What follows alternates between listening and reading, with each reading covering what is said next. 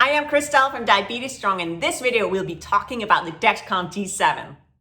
What? Is the G7 on the market yet? It's not quite, but it's just around the corner.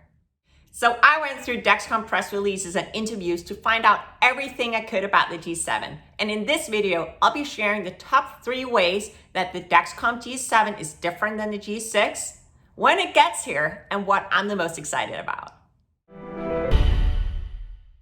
The Dexcom G7 is smaller and it has a different shape than the Dexcom G6. So whereas the G6, and this is the G6, it has like this oval shape, the G7 is rounder and it's actually 60% smaller than the G6. I only have a photo of the G7, but let's just look at it. This is what it looks like. So it would be fun to see a comparison. I actually found a photo of that. Let's look at that as well. As you can see here, the G7 is visually smaller than the G6. And then there's a sensor warm-up period. It is shorter for the Dexcom G7 than it is with the G6. So the startup period is simply the time from you insert the sensor until you start seeing readings on either your receiver or your phone. Where the Dexcom G6 has a 2-hour warm-up period, the Dexcom G7 will only have a warm-up period of 30 minutes. That will make it the shortest warm-up period of all the sensors on the market. All the CGMs available on the market right now can be expected to have some level of inaccuracy in the first 12 to 24 hours. However, the Dexcom G7 is promising even better accuracy and even in the first day. This is a big deal in my opinion, because a CGM can have all the cool features in the world, but if the accuracy isn't there, then it's not really useful. The improved size, warm-up period, and accuracy is, in my opinion, the most exciting new features about the Dexcom G7. But there's more. The G7 is an all-in-one device. That means no more transmitter and sensor. The 2 devices are integrated into one piece. The Dexcom app is also getting a facelift, so it should become easy to read, easy to use, and they also promise more analytics right there in the app. It will be approved for wear either on the arm or on the belly internationally.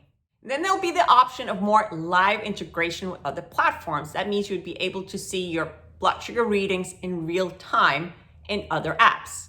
And then finally, Dexcom is promising, in time, a direct to Apple Watch capability. That means that you'd be able to see your Dexcom readings directly on your Apple Watch without having to carry around your phone. However, they don't know when they would be able to get that to market. Dexcom has filed for CE mark, and they do expect to start out with a limited European launch in the end of 2021. They have not, however, filed for FDA clearance, and they will need that before they can launch in the US. But the CEO of Dexcom does expect for the Dexcom G7 to be launched broadly across the world, including the US, sometime in 2022. In my opinion, the big selling point for the Dexcom G7 is improved accuracy and the shorter warm-up period. The fact that the sensor will be smaller in a different shape is nice, but it's not really neat to have. It's not personally something I think is important. However, I really think the accuracy and the warm-up period is something that can make a huge difference for a lot of people. Those features will especially be important for anyone who uses a closed loop or hybrid closed loop insulin pump. Because with these systems, accuracy and having access to the CGM as much time as possible is pivotal for the systems to work right. Thank you for tuning in to my top 3 highlights of the Dexcom G7 CGM. I promise you, as soon as I actually get my hands on one, you guys are going to be the first to know.